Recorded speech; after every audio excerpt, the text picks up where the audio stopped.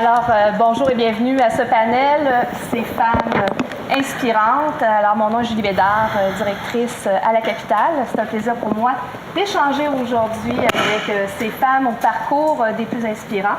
Alors, merci Anne-Marie, Olga, Sophie, Nathalie, de vous joindre à nous. Sans plus tarder, j'invite Dominique Normand, qui a co-dirigé l'organisation du panel avec moi, à présenter nos panélistes. Merci Julie. Donc, j'ai des belles présentations pour nos panélistes qui ont des belles carrières bien entamées. Donc, notre première panéliste, c'est Mme Olga Farman. Olga est associée directrice du bureau de Québec de Norton Rose Fulbright. Elle pratique le droit commercial et le droit des sociétés, principalement dans les secteurs des sciences de la vie et du droit de la santé. En droit des affaires, Maître Farman exerce principalement dans les domaines reliés aux transactions contractuelles et corporative, à la gouvernance d'entreprise et à la propriété intellectuelle. Au sujet des sciences de la vie, elle s'intéresse particulièrement à la négociation et à la rédaction d'ententes commerciales, aux droits réglementaires ainsi qu'aux règles de bonne gouvernance. Maître Farman a une connaissance unique de l'écosystème de la santé au Québec et au Canada et est impliqué fréquemment dans le cadre de partenariats internationaux impliquant des essais cliniques, des registres et des biobanques. Maître Farman a reçu de nombreuses distinctions au cours de sa carrière. En 2010, elle est nommée Top 40 Under 40 au Canada pour la revue L'Expert. En 2011, la revue Canadian Business la nommait parmi les 20 Young Women in Power. Elle s'est également vue décerner le prix Femmes de mérite 2012 dans la catégorie Affaires et professions au Gala bénéfice du YWCA de Québec. Et elle a été nommée Best Lawyer 2015 en droit de la santé. Elle est très impliquée au niveau de sa communauté. Elle siège au conseil d'administration de la Commission de la Capitale nationale, de la Société du Centre des congrès de Québec, du Musée de la civilisation de Québec et au comité d'investissement communautaire de TELUS. Elle fait partie du groupe de travail sur l'environnement économique des entreprises de la Ville de Québec et elle s'est impliquée dans la campagne Rebâtir l'espoir de la YWCA de Québec. Notre deuxième panéliste est Mme Anne-Marie Molette. Anne-Marie est vice-présidente en gestion privée pour la firme Gestion de portefeuille Triacima. Elle a débuté sa carrière à New York chez Goldman Sachs à titre d'analyste en vente institutionnelle sur les marchés boursiers américains et européens. Elle possède également plus de 15 années d'expérience dans ce domaine et a poursuivi sa carrière chez JP Morgan avant de revenir au Canada pour joindre les rangs de RBC Marché des capitaux.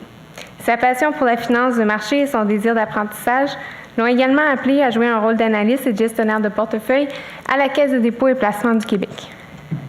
Elle voue une grande passion à la course à pied. Elle a participé à plusieurs marathons, mais sa plus grande passion demeure ses 3 enfants. Notre troisième panéliste est Mme Sophie Palmer.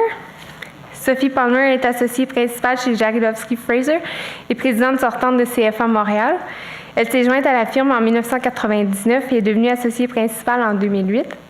Elle est gestionnaire de portefeuille inscrite et gère actuellement des portefeuilles et des relations au sein de la division de gestion privée de patrimoine et pour des clients institutionnels au Canada.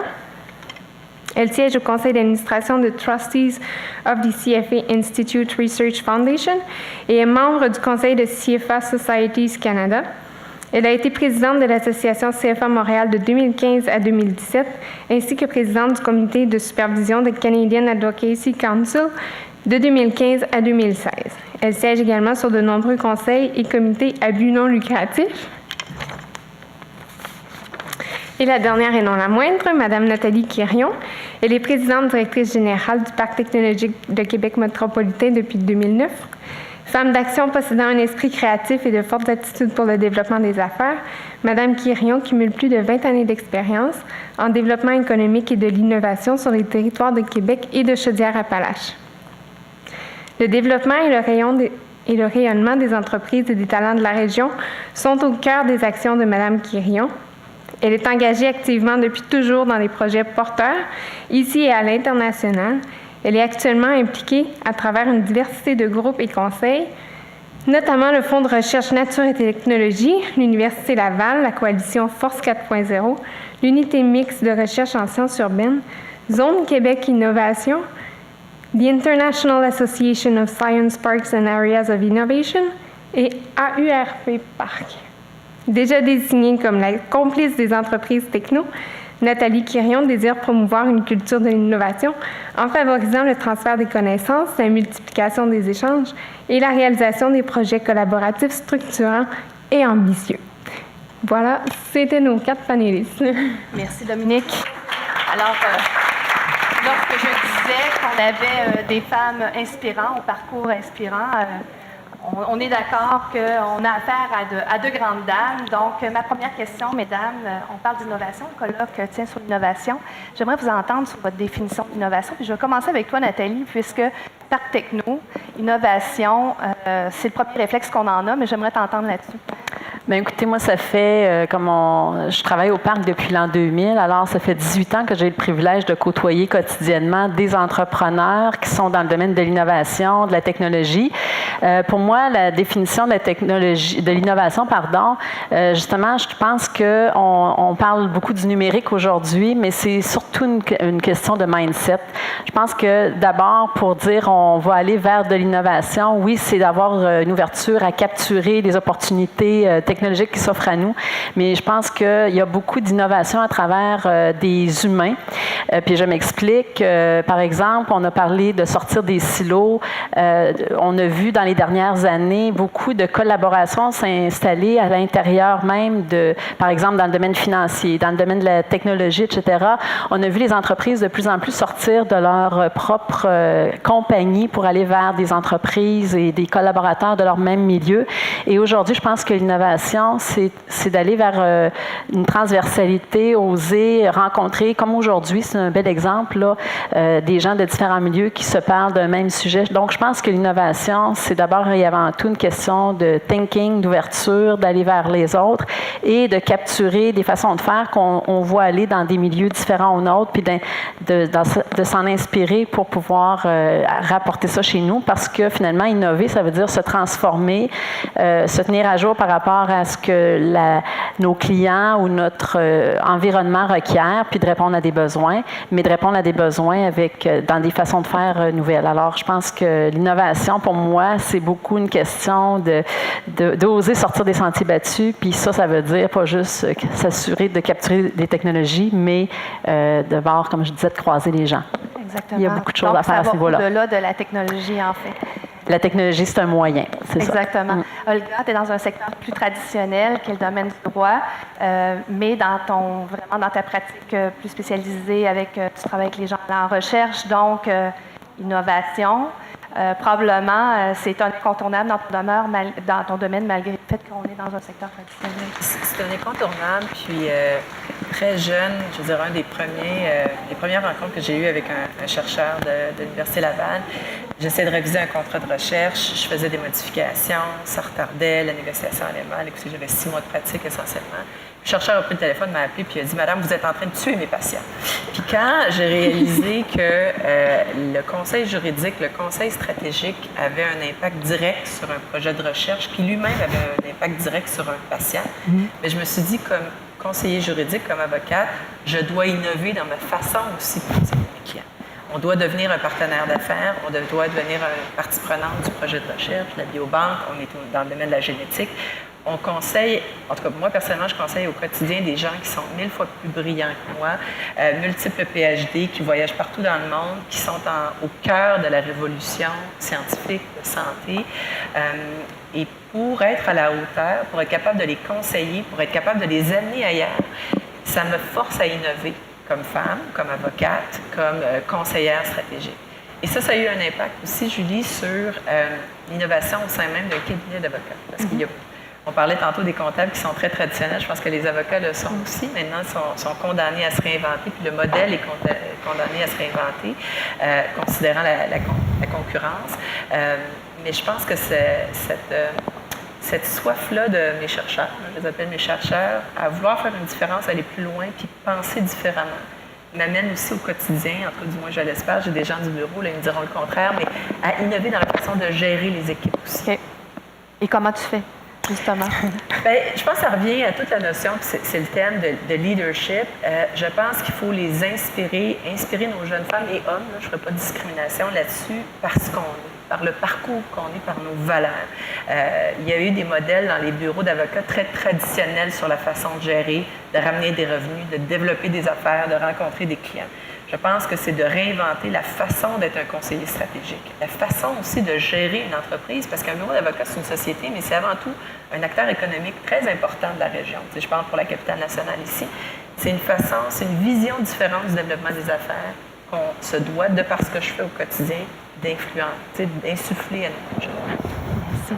Sophie, dis-moi, dans ton domaine, qui est le domaine financier, on s'entend, c'est un domaine aussi très traditionnel. Qu'est-ce que ça a comme l'impact vraiment qui entoure ton milieu de la finance, cette innovation-là, et comment fais-tu pour... Bien sûr. Ouais, d'abord, merci. Je veux juste vous remercier pour l'invitation.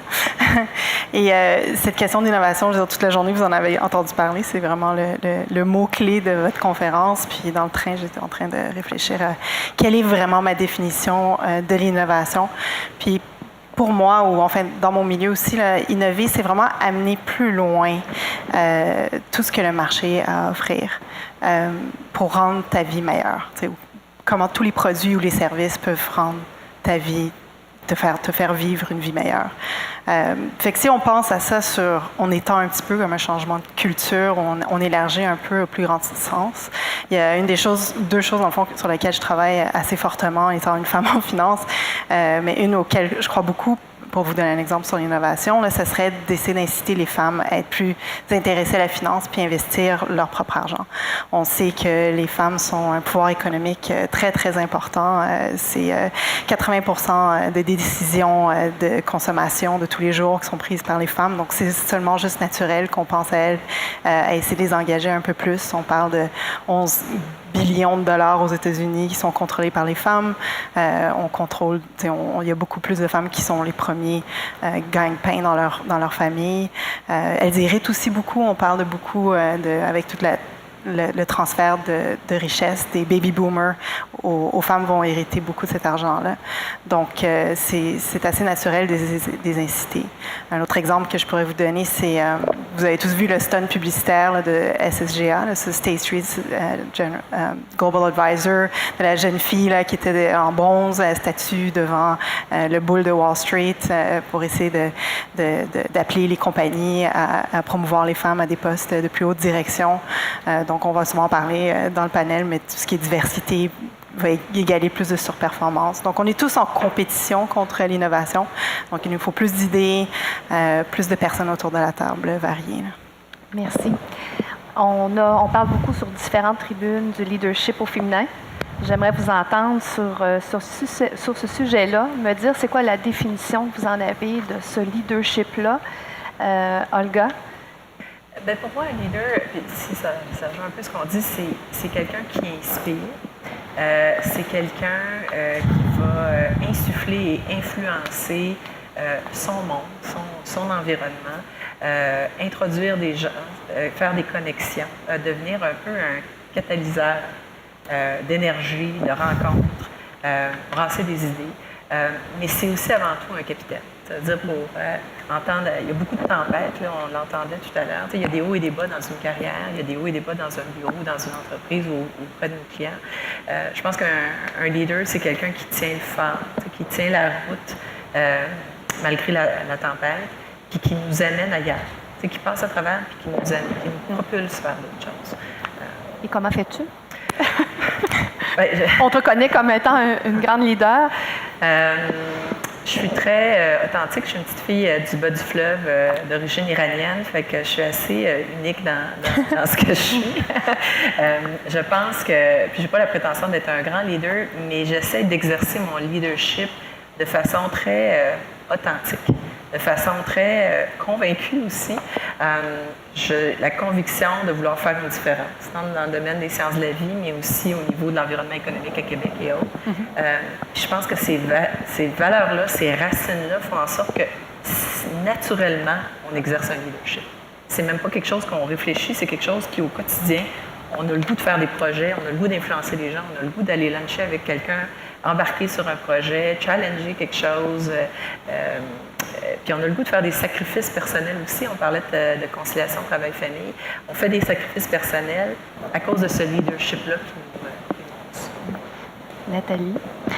Moi, pour ma définition, c'est des gens qui croient quelque chose, sont passionnés, puis qui vont avoir la capacité naturellement de partager avec passion ce à quoi ils croient. Donc, des gens aussi qui ont une certaine vision, donc pour du long terme, puis donner du sens à leur entourage, je dirais. Donc, pour moi, ça fait partie de ma définition de leadership.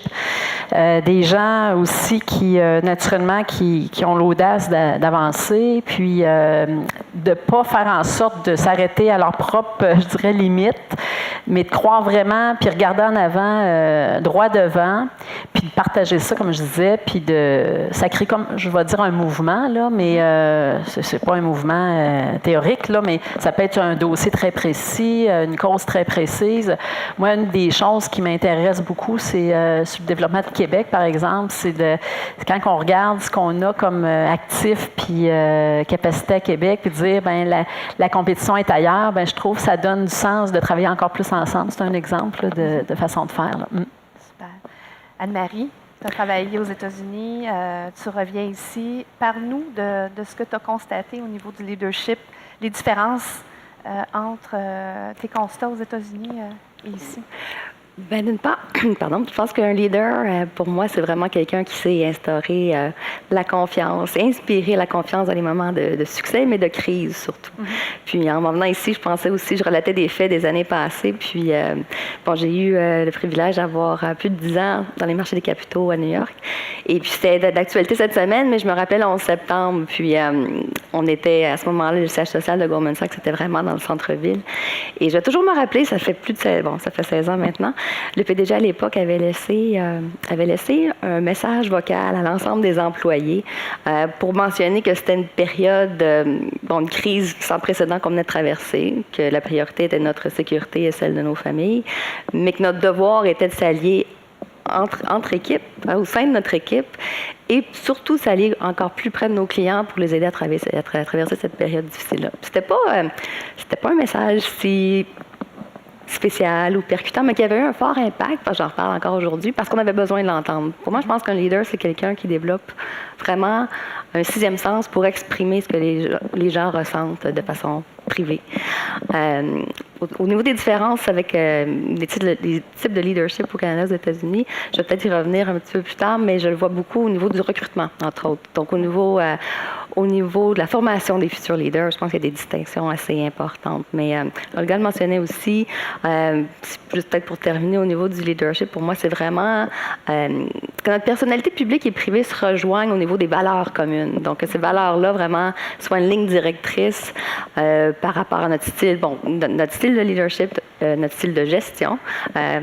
Dans mon cas, qui est plus collaboratif, donc vraiment, où on essaie d'avoir une imputabilité entière et de partager le crédit collectivement. Et puis aussi à travers les causes qu'on appuie. Donc vraiment avoir inculquer ces valeurs-là à travers tout notre être. Merci. Il y a le leadership, puis il y a le leadership qui inspire. J'aimerais vous entendre sur les qualités du leader, de la leader qui inspire justement, et quel style de leader vous ont inspiré, vous inspire encore, justement, Anne-Marie? Oui, mais justement, c'est... En fait, je pense que c'est sûr que les traits communs, c'est vraiment des leaders qui ont une grande créativité, une grande curiosité intellectuelle à plein d'égards, pas seulement dans leur champ d'expertise, mais dans plein d'autres champs connexes. C'est vraiment ce qui constitue des gens, je pense, complets. Mais je remarquais aussi que le leadership, je pense, ça s'acquiert très tôt, même à travers le cheminement académique. Puis aux États-Unis, j'ai remarqué peut-être une plus grande diversité de parcours universitaires chez les dirigeants. Par exemple, à l'époque où j'étais chez Goldman Sachs, Hank Paulson, qui est devenu secrétaire du Trésor américain par la suite, mais qui était PDG, est en fait un diplômé en littérature anglaise. Puis c'est un peu plus rare que ça se voit au Canada. C'est un peu plus... la formation académique tend vraiment à nous diriger professionnellement. Aux États-Unis, j'ai vu un petit peu plus de diversité. Même chose chez JP Morgan, où Jamie Dimon est un économiste à la base, mais qui étudie aussi en psychologie. Donc, cette diversité inhérente-là crée une créativité puis une inclusion, je pense, au sein des organisations. Il y a aussi beaucoup d'efforts de recrutement au niveau des collèges militaires et des équipes sportives d'élite qui distinguent un petit peu, je pense, la composition du personnel. Sophie, dis-moi. Je pense que c'est... Je vais peut-être revenir surtout dans mon domaine, sur le mot leadership là, ou leader, parce qu'on voit beaucoup moins de modèles pyramidales, là, puis beaucoup plus de modèles plats maintenant. Fait que ce serait peut-être plus un team builder ou vraiment un bon gestionnaire d'équipe. Là. C'est là où c'est vraiment encore une question de culture. Donc, quelqu'un qui est capable de vraiment motiver ses troupes, là, puis aller chercher le meilleur. On le voit avec les milléniums, là aussi, les plus jeunes, ils ont besoin de feedback. Donc, il faut que les consignes soient claires là, pour ne pas créer de frustration. Donc, ça c'est vraiment, je vois plus une côté d'équipe. Donc, vraiment bien définir le succès. C'est personnel à tous les humains, on veut exceller, donc il faut que que ça soit bien clair, les lignes directrices. Puis quelqu'un qui est très bon dans l'intelligence émotionnelle. Puis ça, je sais pas si c'est parce que je travaille dans un monde d'hommes plus que de femmes, mais des fois c'est plus difficile d'avoir quelqu'un qui nous inspire de ce côté-là. Donc on a parlé de ça, d'être authentique. Il y a juste un toi, finalement, c'est ça ton avantage compétitif, distinctif, c'est toi. Donc, vraiment être le plus authentique possible et partager qui tu es. Anne-Marie le mentionnait, mais si tu es un chanteur ou tu es un sportif ou tu es un acteur, ben, amène ça au bureau. Amène ça avec toi. Mm-hmm. Et dis-moi, dans ton domaine, dans le domaine de la finance, on a beaucoup l'image Wall Street, c'est encore très l'image de l'homme, etc. Ouais. Donc, est-ce que ça a été un homme ou une femme qui a été le leader, la leader qui t'a inspiré dans ce parcours professionnel? Difficile de répondre à cette question-là parce que tu as raison, on n'a pas beaucoup de modèles femmes.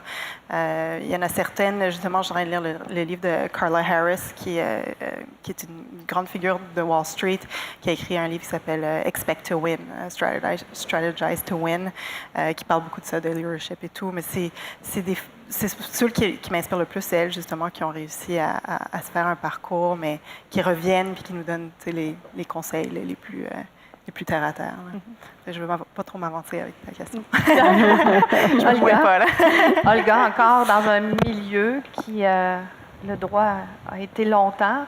On a de plus en plus de femmes qui sont avocates, mais quand même peut-être à la direction du bureau de Norton Rose. C'est une première.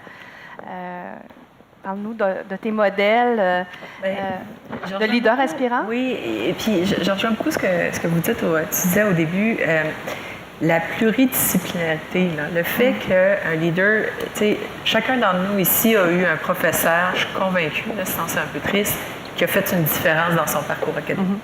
On a tous, à quelque part, un professeur qui nous a inspirés, que ce soit au primaire, au secondaire, à l'université, à poursuivre notre route. Puis, quand on parle de leader, souvent, on le regarde du genre, on cherche un super mentor qui a réussi, puis qui est un superstar de CEO, puis qui brasse des millions. Je pense que les leaders, ça peut être à tous les niveaux de notre vie. Puis, ce qu'on doit chercher, c'est des gens qui nous inspirent au quotidien, de par les valeurs, de par le leadership aussi au bureau, mais de par le leadership dans notre propre vie. Donc, je rejoins beaucoup le fait que ça prend des leaders en droit où on a tous nos mentors qui nous ont formés, ils nous ont appris, puis j'essaie de le faire à l'interne. Mais je pense que ça prend, pour être complet, ça nous prend aussi des leaders qui nous inspirent dans notre vie.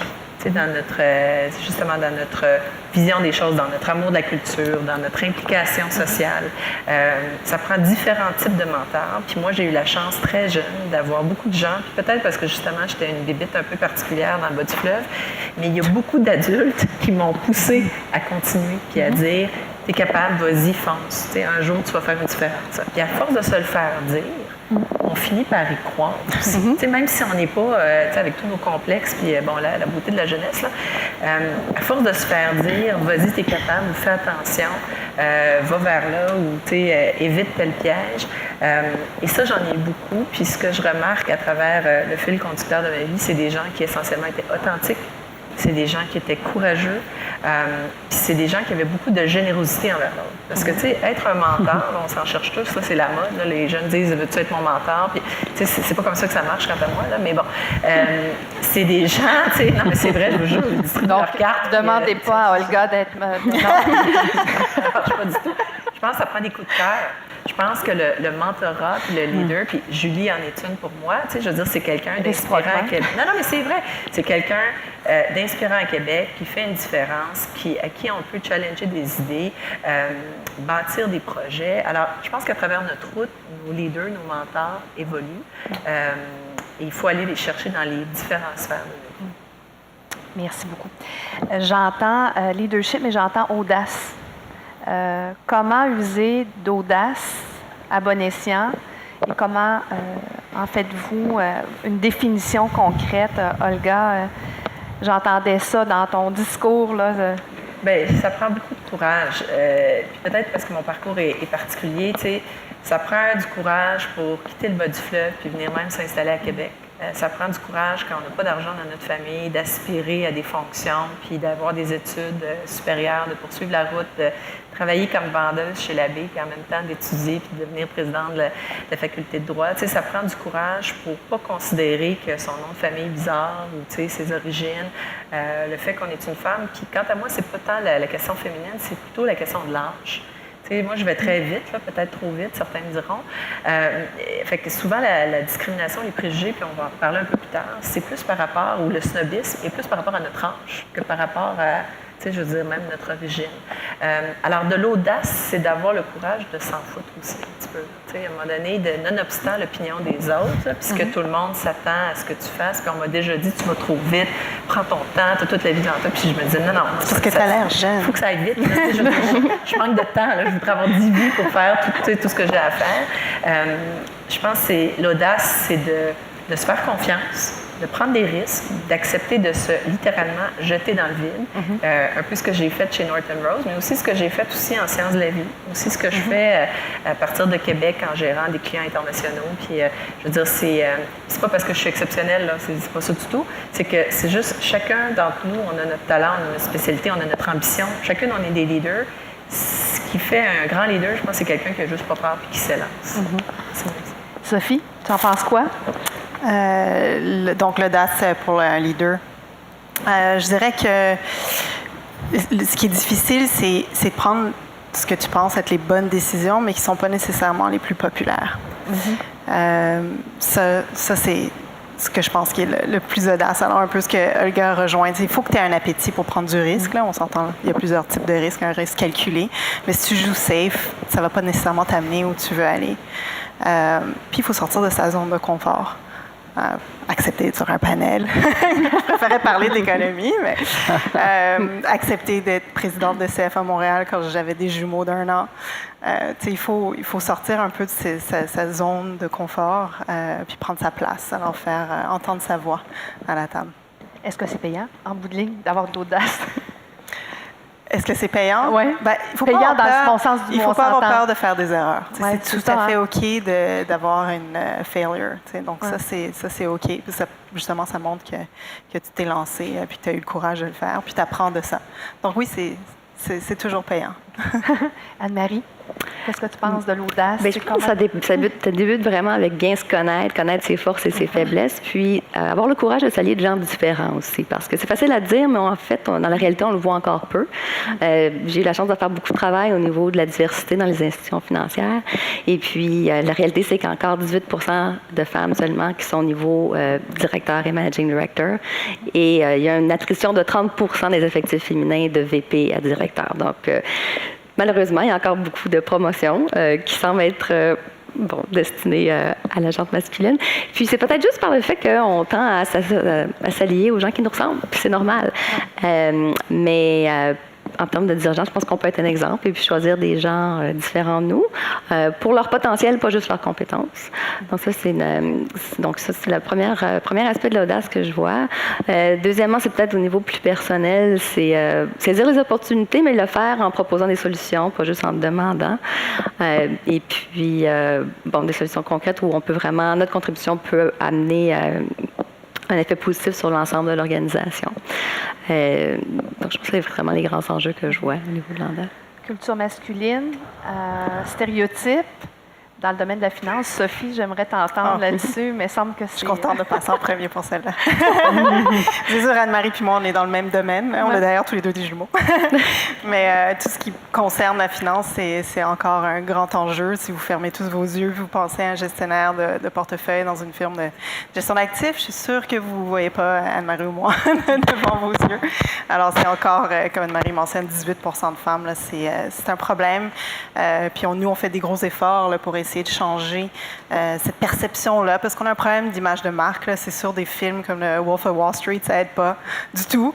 Alors, quand on parle aux jeunes étudiantes, j'ai parlé à McGill dernièrement devant des jeunes filles pour essayer de comprendre pourquoi vous ne considérez pas la finance comme profession, puis vous en allez en droit. 50 % encore, je te laisserai en parler, là, mais, ou en médecine, je veux dire, quand je vais à l'hôpital, puis j'attends voir qui va ouvrir le rideau, puis s'il y a une femme, je vais pas être en choc, là, ça peut être quasiment 50-50 facilement. Mais j'essaie de comprendre là, pourquoi elles ont cette perception-là, puis elles voient encore ça, un marché dominé par les hommes. Notre emblème, c'est un gros taureau qui fonce vers l'avant. C'est difficile d'imaginer quelque chose de plus masculin que ça. Donc, quand tu leur dis que finalement, on est notre travail, notre profession, c'est une profession de service, qu'on change des vies, qu'on gère l'argent des gens, de leur futur financier, qu'on fait vraiment un impact important dans la vie des personnes. Pour les jeunes, surtout les milléniums, on dirait que je suis entourée de beaucoup de ces personnes-là, mais elles se rendent compte que finalement, c'est ça qu'elles veulent faire, un impact. Et puis, les femmes, on a peut-être un avantage plus naturel sur ce côté-là. Puis, dans notre industrie de service, ben, c'est la confiance qui fait en sorte qu'on va être successful, avoir un succès ou non. C'est pas n'importe qui. Tu vas pas donner ton argent à quelqu'un que tu n'as pas confiance. Puis souvent, les femmes, on a tendance à avoir peut-être un avantage naturel aussi sur ça. Donc, voilà. Ça pourrait continuer encore 15 minutes là-dessus, mais je vais arrêter là-dessus. Non, mais en même temps, c'est que ça prend des modèles, justement. Oui, ça nous des prend beaux modèles qui ouais. montrent, finalement, toutes les possibilités pour changer, finalement, ou amener les étudiantes vers ce domaine-là. Nathalie, Parc Techno, la technologie, est-ce que les propriétaires et les hauts dirigeants... Dans le parc technologique, on retrouve une centaine d'entreprises qui emploient au total 6 000 personnes. C'est à peu près 50-50, les hommes et les femmes, dans les entreprises. Mais on s'aperçoit quand les gens me demandent réfère-moi donc des femmes premières dirigeantes ou dans la haute direction. Il y a des femmes dans la haute direction, mais ils sont pas tant visibles. Ils sont souvent dans des postes aux commandes là, de la business, puis ils font rouler la boîte, mais on les voit pas tant, là, je dirais, à l'extérieur. Là. Donc, puis ça a été beaucoup mentionné par Sophie Damo aujourd'hui, là, en sciences, technologies, même le scientifique en chef qui n'a pas de lien de parenté avec moi, Rémi Quirion, on en a parlé. Il faut encore stimuler et encourager la venue de femmes sur le marché du travail dans ces domaines-là. J'ai le goût d'ajouter, faire une petite anecdote plus sur une base personnelle. On parlait tout à l'heure de ceux qui nous ont inspirés par rapport aux stéréotypes masculins. Là. Moi, je me suis ramassée, je viens d'une famille d'entrepreneurs, puis j'ai été appelée, j'ai eu le privilège d'avoir comme patronne Carole Voiselle. Il y en a quelques-unes dans la salle qui l'ont connue, là, qui était une femme extraordinaire. Ça en était une, c'est une femme d'audace, puis une défonceuse de porte. Moi, j'ai commencé à travailler avec elle, cette femme-là, qui avait pas peur, là, avait pas froid aux yeux, avait une opinion tranchée. Moi, j'étais plutôt réservée, puis tout ça. Donc, c'est une femme qui m'a donné beaucoup d'opportunités. Vas-y, t'es capable. Fait que moi, elle me disait, vas-y, t'es capable. OK, je vais y aller. Dans mon parcours aussi, à un moment donné, j'ai eu des opportunités qui se sont présentées où on me disait, bien, prends la présidence de telle affaire. Ah oui, moi. Puis là, je me disais, quand j'avais ce signal-là, puis ça, je pense que c'est important, là, nous autres, dans nos postes respectifs, de tendre la main aux plus jeunes aussi, là, parce que moi, les perches qui m'ont été tendues, souvent je voyais, moi, puis là, je regardais autour de moi, il me semble qu'il doit y en avoir une ou un meilleur que moi, mais finalement, je me disais, bon, ça m'est demandé, puis là, c'est quoi le risque, puis c'est quoi qu'est-ce que je mets en place pour Tu sais, comme par exemple, vous parliez tout à l'heure avec des jeunes enfants, puis tout ça, à un moment donné, j'ai eu des décisions à prendre avec un jeune enfant monoparental, nanana. Là, je me disais, OK, je vais m'équiper mentor ou coach pour ci, puis pour ça. Donc, je pense que c'est facile d'avancer, des fois, dans des responsabilités, en s'entourant, en prenant des moyens pour, je dirais, pallier à nos ce qu'on perçoit d'abord comme des risques ou des embûches, là, tu sais. Mais savoir communiquer, finalement. S'entourer, Tout à fait. c'est ça. C'est ça, s'entourer. Donc, pour revenir à la culture masculine, ben, je dirais, je parle de ça là parce que plus qu'on s'entoure, puis on vient, je dirais, combler ce qui nous apparaît comme des lacunes ou des choses comme ça, je pense que là, à ce moment-là, c'est là qu'on peut avoir des femmes en position de leadership à des places peut-être plus que maintenant, là encore. C'est ça. Donc, une certaine solidarité aussi entre les femmes qui se doit se développer. Je pense qu'on est plus conscient aujourd'hui. En tout cas, moi, c'est quelque chose que j'ai remarqué, qu'il y a une solidarité souvent qu'on décrivait comme inexistante ou plus difficile chez les femmes. Puis quand je vous entends, on ressent que ça, c'est plus présent quand tu prenais l'exemple avec Mme Moselle. Puis je vais compléter juste avec une information, parce que tu m'avais demandé d'en parler. J'ai été aussi dans les opportunités qui s'offrent à nous. À un moment donné, on m'invite à siéger sur un conseil d'administration international dans le réseau des parcs techno. Et mon anglais n'était pas top-notch. Encore une fois, tu sais, j'aurais pu dire, ben là, je suis pas assez bonne en anglais, je vais pas. Ben là, j'ai dit non, j'y vais, puis je vais me débrouiller avec ce que je suis. Donc, je pense que ça fait partie. Il faut aussi dire, faut pas juste voir ce qu'on n'a pas, mais dire, ben j'ai ça, puis ça, je l'ai moins, mais je vais m'organiser autrement. Tu sais, fait que je pense que c'est ça. Des fois, faut avoir l'audace de ne pas être parfait avant de dire, je vais y aller parce que j'ai tout. Des fois, il manque des morceaux, mais il faut regarder ce qu'on a, puis dire, le morceau que j'ai pas, ben il y a quelqu'un autour de moi qui l'a, ou je vais m'occuper de l'obtenir. Exactement. Olga, au cabinet, stéréotype, ton parcours pour aujourd'hui diriger le bureau de Québec chez Norton Rose, culture masculine, stéréotype, est-ce que ça a été des enjeux que tu as rencontrés? Puis est-ce que les femmes avocates chez toi ont, selon toi, ces enjeux-là? Je vais aller plus loin que Norton Rose, puis ça va revenir. Nous, on n'a pas l'enjeu, puis Sophie Damour en parlait justement ce midi, on n'a pas l'enjeu de convaincre des femmes de rentrer à la faculté de droit. Tu sais, on est tout en droit, on veut tout changer le monde, on veut tout le monde se présente à moi en disant, tu sais, un jour, je vais être toi, puis je me dis non, par pitié. Alors, nous, les femmes, on en a. Là. Le problème qu'on a, puis je ne sais pas si ça touche les stéréotypes, c'est que les filles tombent au combat, littéralement.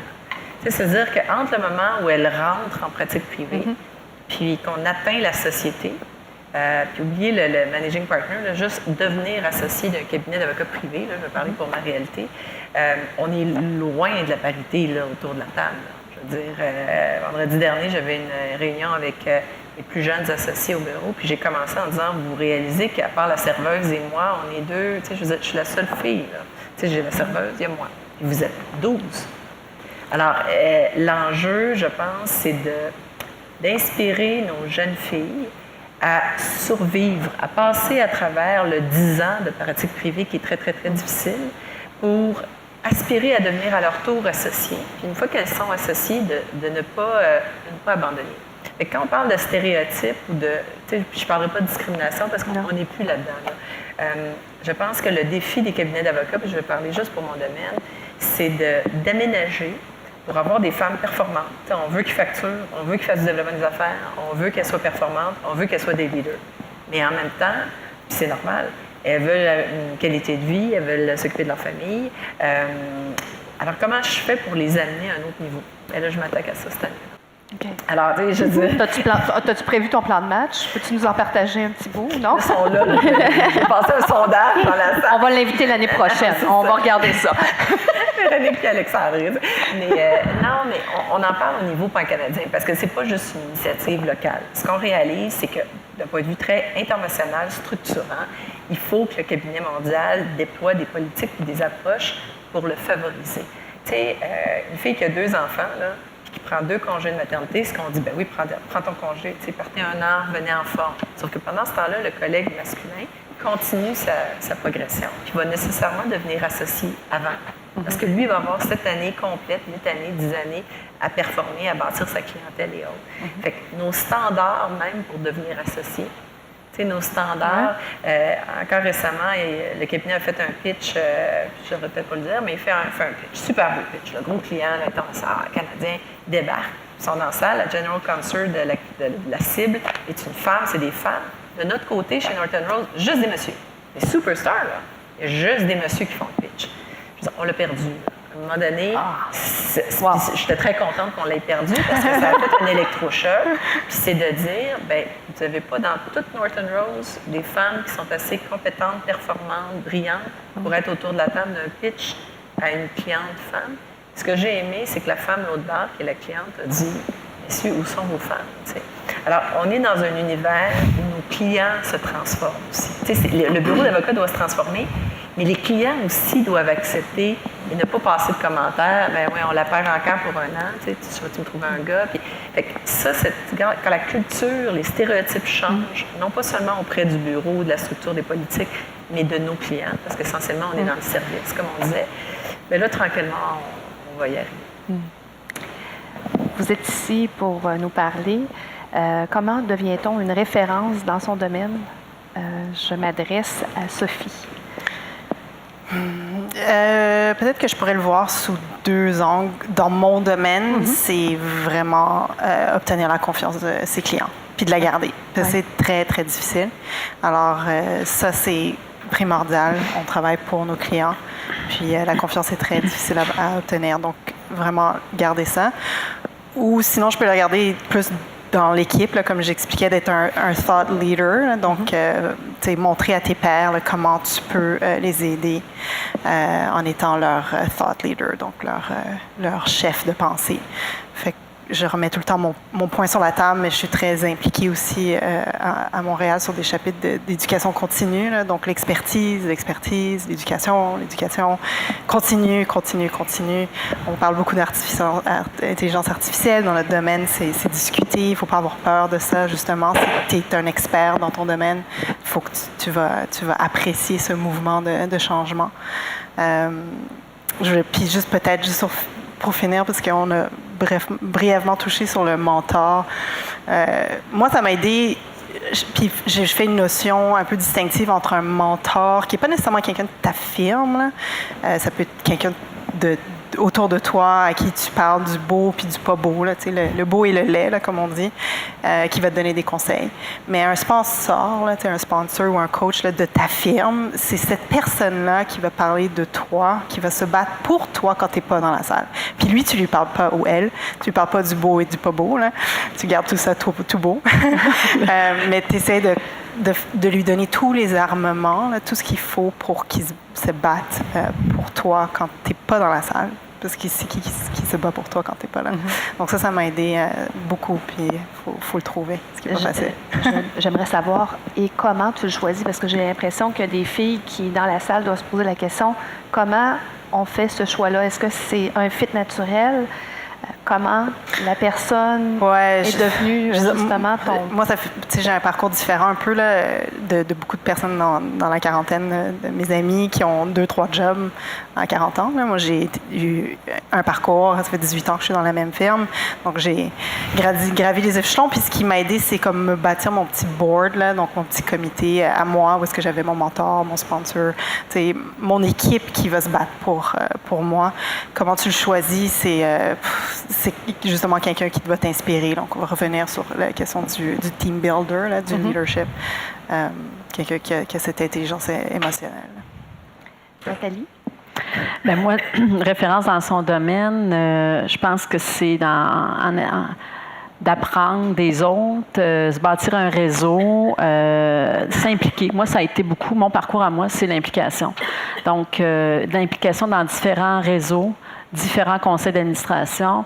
Et je ne peux pas dire que je suis une référence parce que on peut dire référence avec un petit R dans le milieu dans lequel je travaille. C'est un milieu très niche. Là, donc, mais c'est vraiment à force de côtoyer des gens. J'en ai parlé tantôt de différents horizons, des entrepreneurs, des gens plus du milieu politique, universitaire, recherche. Je pense que c'est ça qui donne une certaine... Puis les gens me connaissant, c'est sûr que je vais être plus visible que quelqu'un qui est tout le temps dans son bureau.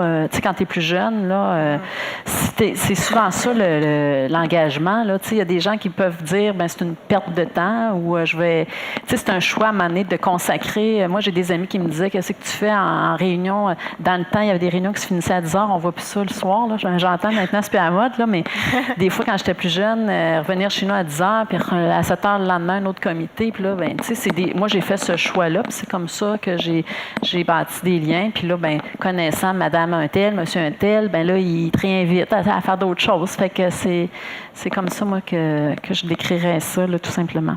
Et comment tu as fait tes choix d'implication? Parce que au cours du parcours de l'EFEA, les filles disaient, je veux m'impliquer, mais comment je fais pour m'impliquer? Puis comment tu as fait pour faire ces choix-là? Moi, je vais vous dire, bien franchement, au départ, je faisais pas beaucoup de choix. Dans le sens que tout. J'acceptais tout. Donc, c'était l'ami de tout le monde. Donc, ben, c'est un peu, c'est cliché, là, mais effectivement, je me disais, OK, je suis interpellée, je vais y aller. Puis j'avais toujours la conviction de ne pas être meilleure que quelqu'un d'autre, mais d'avoir quelque chose. Je me disais, je vais aller semer une graine, je vais mettre mon grain de sel.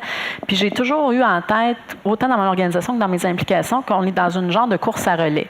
Tout à l'heure, je parlais de ma prédécesseur au bureau, qui était un style complètement différent du mien. À un moment donné, moi, c'est moi qui ai pris... j'ai osé dire, ben si ça vous intéresse, un style comme moi, j'avais dit ça à mon board, je suis intéressée. Puis si ça vous intéresse, si c'est pas ça que l'organisation a besoin, pas pire ennemi, là, tu sais.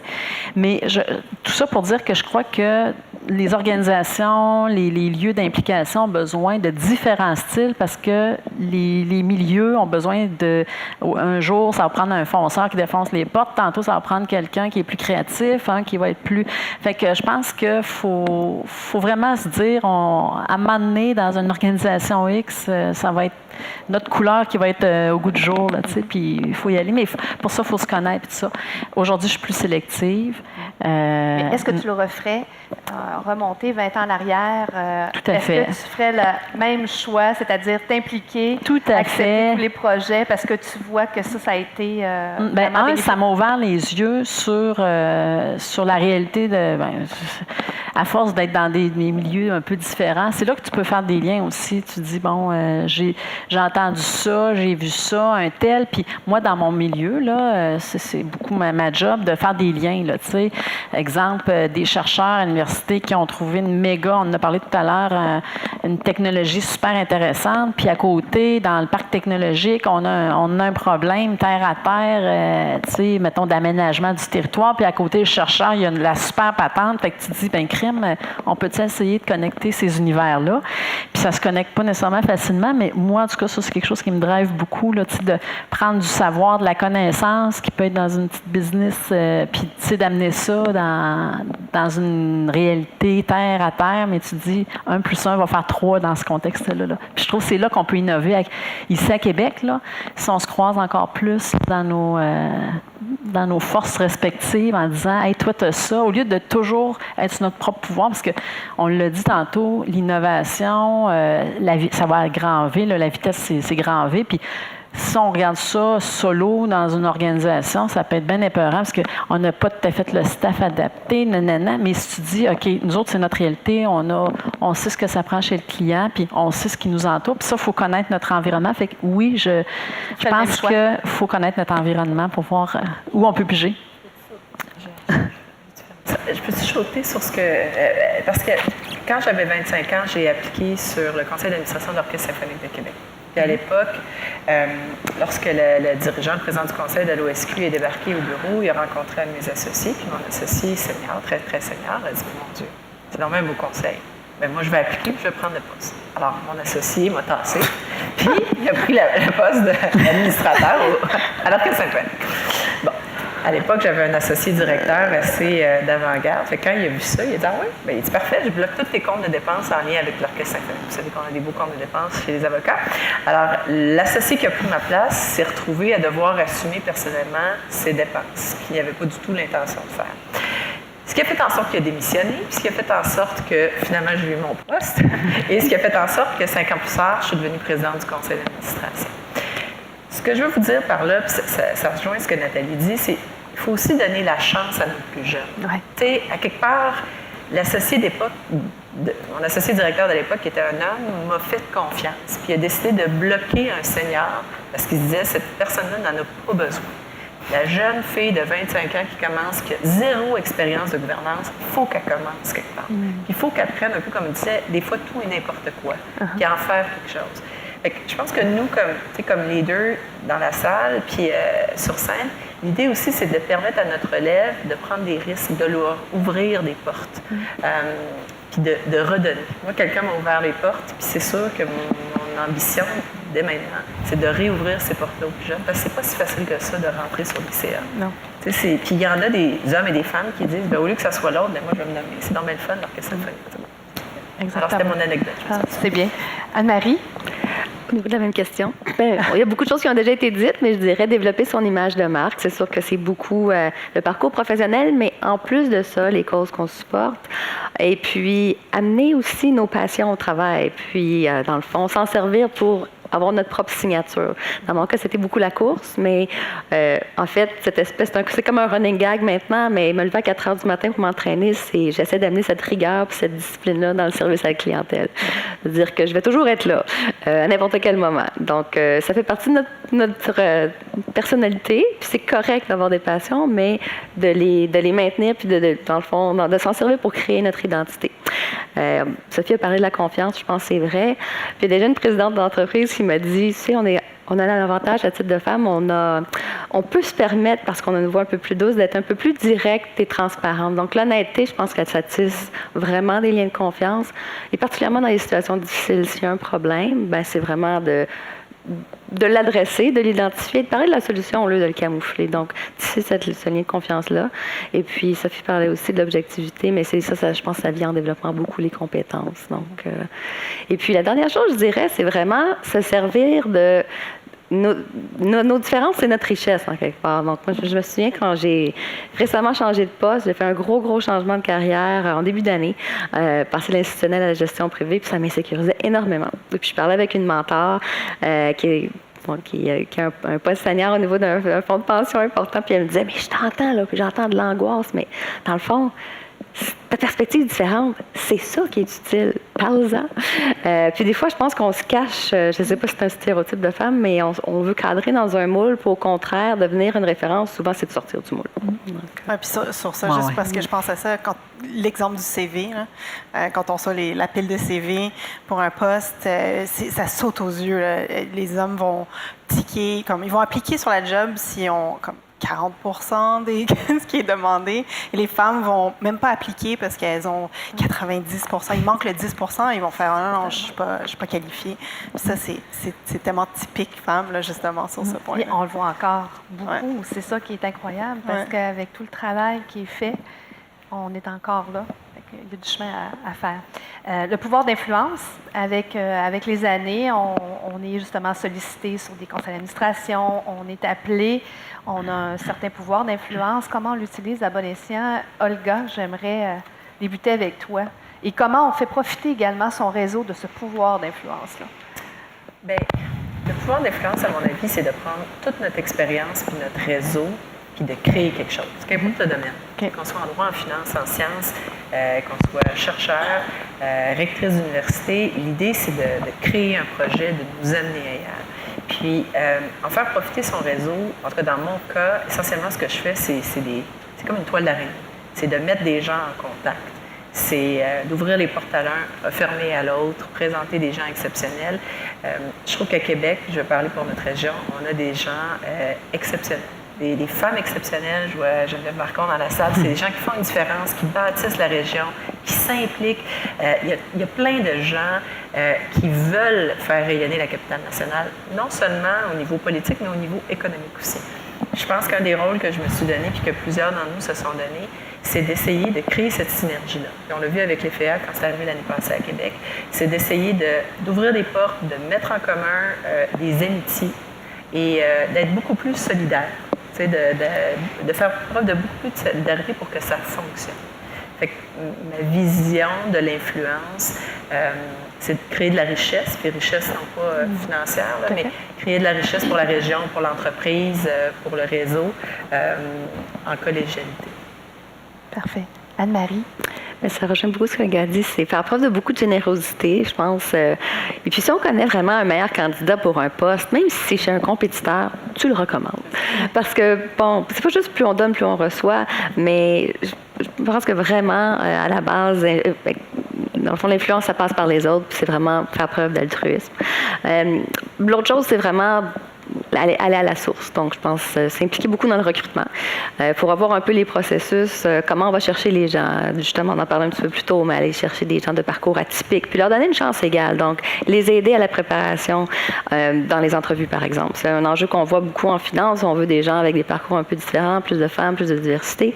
Mais souvent, ils arrivent moins bien équipés aux entrevues. Ben, peut-être faire au lieu de faire des cocktails de réseautage, vous parlez juste de nos entreprises, peut-être parler de littératie financière pour que les gens, peut-être pas n'aient pas des compétences identiques, mais au moins un langage commun, pour qu'ils aient au moins donner la chance aux coureurs de façon équitable.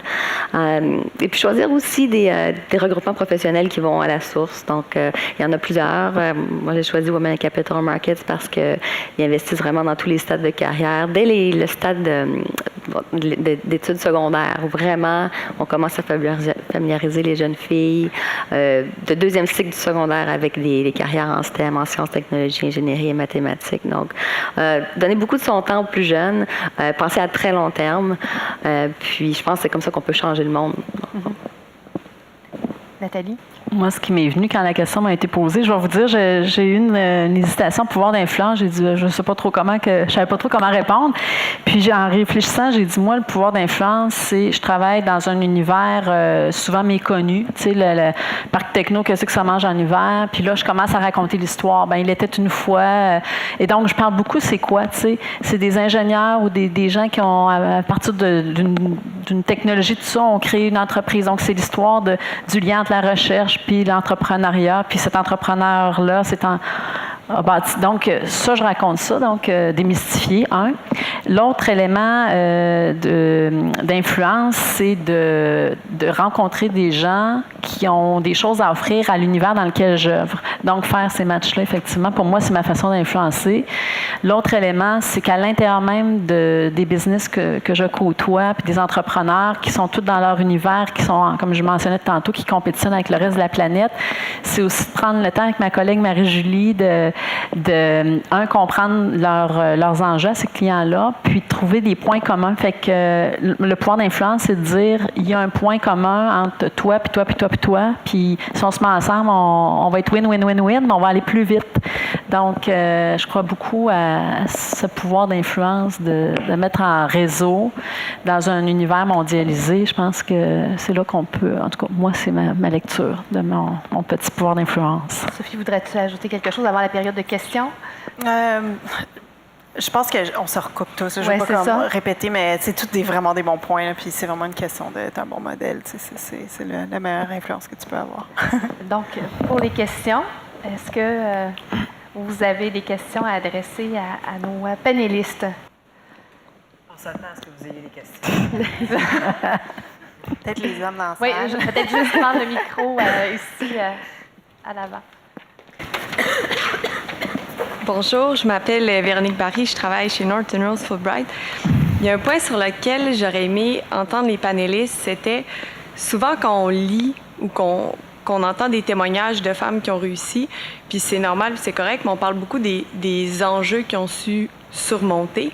Maintenant, j'aurais aimé entendre un peu ce qui était ce sur quoi on devrait miser comme femme pour réussir et non surmonter les enjeux. Exactement. Merci. Alors, mesdames, qui se lance? Je vais commencer parce que c'est ma superstar dans sciences de la vie. Véronique, c'est quoi? C'est drôle ce que je veux dire, mais c'est d'être bien dans sa peau. C'est bizarre, hein? Moi, je suis bien dans ma peau. J'ai confiance à mon intelligence, à ma capacité de faire une différence. J'ai la conviction que je vais me planter, que des fois, je vais être complètement à côté, mais que je vais rebondir.